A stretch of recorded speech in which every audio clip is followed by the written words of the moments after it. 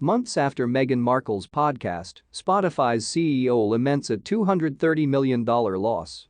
After the streaming business reported $230 million in losses, Spotify's CEO admitted to getting blown away with big investments in the last year, including investing on Joe Rogan and Meghan Markle's podcasts. The Daily Mail claims that in 2022, Spotify heavily invested in podcasts and audiobooks, spending an estimated $1 billion to create its library of approximately 4 million titles. As a result, the company laid off 600 workers just this month. The Daily Mail reported that they have struck gross margins after operational expenses climbed at twice the speed of Spotify's income, raising doubts about the sustainability of these efforts. The CEO of Spotify, Daniel Ek, commented on this by saying, "In hindsight, I maybe got a little carried away and over-invested relative to the uncertainty we saw building up in the market." The declaration follows the publication of the Duchess of Sussex's Archetypes podcast, which was made possible by a 3-year, $18 million arrangement between Spotify and Meghan Markle and Prince Harry. However, in 2020, when they paid US podcaster Joe Rogan for a multi-year deal, Spotify incurred its largest expense. A crossbow-wielding guy confesses to treason at Windsor Castle, saying, "I'm coming to kill the Queen." The 21-year-old Jaswant Singh Chahal entered a guilty plea to 3 counts, including a violation of the Treason Act. After being discovered in the Windsor Castle grounds carrying a loaded crossbow, a man has admitted intending to harm Queen Elizabeth II.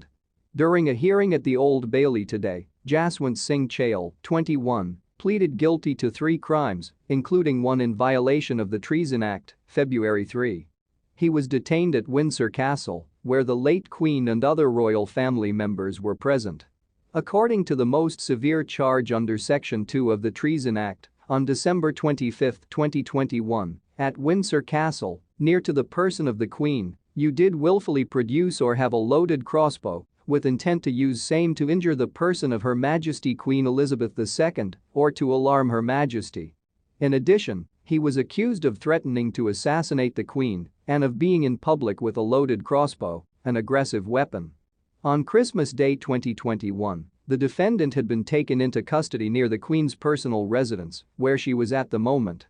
At around 8:10 in the morning, Chahal, who was unemployed at the time but had previously worked for a co-op supermarket, was seen on the grounds of Windsor Castle.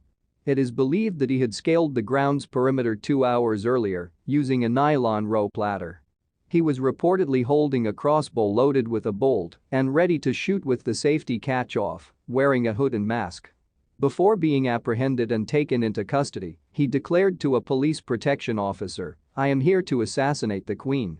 It was said that Chahal had previously applied to join the Grenadier Guards and the Ministry of Defense Police in an effort to establish a rapport with the royal family. According to the prosecution, he sent a video to approximately 20 people indicating he was going to try to kill the Queen in retaliation for how the establishment treated Indians.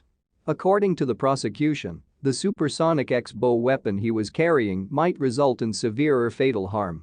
By video link from Broadmoor Hospital, Chahal, a resident of Southampton, Hampshire, submitted his guilty pleas before Senior Judge Mr. Justice Jeremy Baker.